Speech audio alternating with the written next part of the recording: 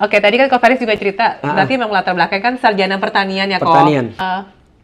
Ini masih perdebatan di kolom komentar. Kenapa sih Ko Felix itu banyak yang menyebut dia Ustadz katanya? Emang pernah mondok? Dia bilang gitu kan. Ya komentar-komentar seperti itulah. Nah terus akhirnya kalau aku persingkat di dalam pertanyaan ini, bagaimana Ko Felix memastikan validitas ajaran yang Ko Felix sampaikan tidak melenceng dari tafsir utama?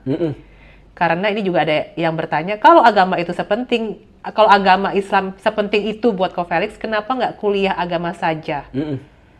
Karena mengingat banyaknya dakwah Ko Felix yang mencakup tafsir agama. Iya, itu benar. Nah, terus terang aku pernah sangat nggak pede, Ci, ketika aku harus dalam tanda kutip ya, dibilang oleh orang ustadz, padahal walaupun aku juga tidak pernah membranding diriku sebagai ustadz misalnya, bukan membranding ya, tapi nggak pernah minta dipanggil sebagai ustadz. Aku lebih suka dipanggil sebagai, ya kalau nggak orang yang sharing, atau lebih nyaman sebagai aktivis dakwah sebenarnya.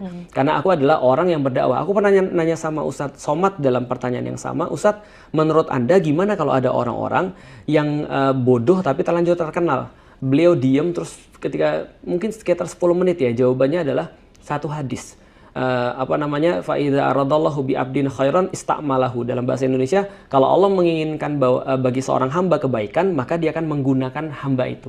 Artinya Ustadz Somad kemudian ngasih tahu, kita juga nanya pada beberapa ulama, mereka ngasih tahu asal kamu melakukan sesuatu yang menjadi porsimu.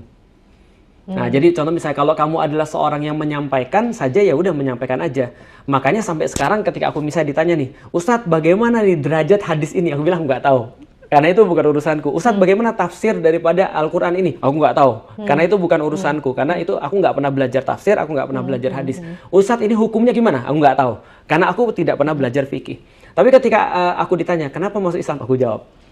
Ketika ditanya, bagaimana pandangan Islam tentang sabar misalnya? Aku jawab. Bapakku nanya, Lik, apa beda ujian antara ujian, musibah sama hukuman? Aku jawab. Nah, karena aku tahu, kalau tidak aku akan mengutip tafsir atau mengutip mengutip hadis atau mengutip fatwa atau misalnya keputusan hukum yang itu mereka bisa cross check sama-sama.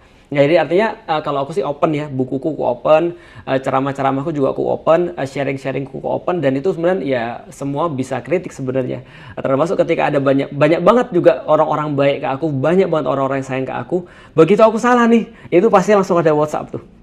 Mohon maaf, ini harusnya bukan begini tapi maksudnya begini, ini referensinya. Oh ya, baik, makasih, siap. Itu banyak orang juga baik gitu. Nah, terus nanti Ko Felix klarifikasi. Tentu, kita akan perbaiki.